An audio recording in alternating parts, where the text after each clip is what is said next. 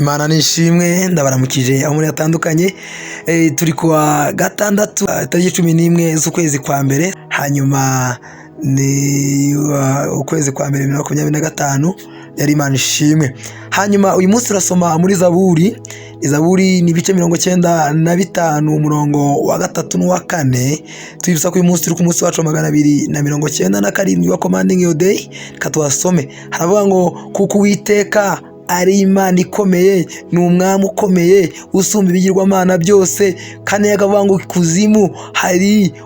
ikuzimu hari mu kuboko kwe, kandi impinga z'imisozi nazo nize. Haleluya. 5 akavuga ngo inyanja niye, niwe wayiremye, intoki ze nizo zabumbye ubutaka. Haleluya. Ngaya magambo tugomba gusenyeramo umuvandimwe. Birayambwiye ngo Imana yacu Uwiteka ni Imana ikomeye, ni Imana n'umwami ukomeye usumba ibigirwamana byose, ikuzimu hari mu kuboko kwe, kandi impinga z'imisozi nazo ziri mu kiganza cye. Haleluya. Nazo nize, inyanja niye. Haleluya.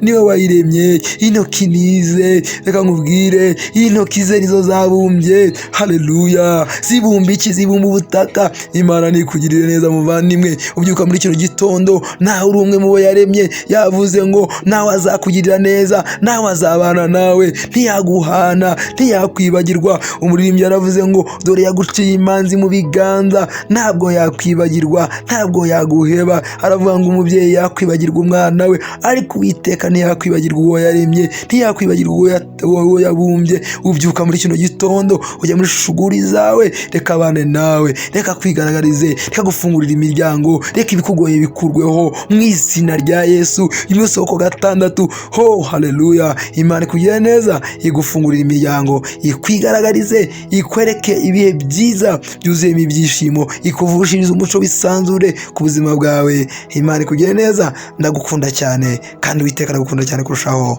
Amen.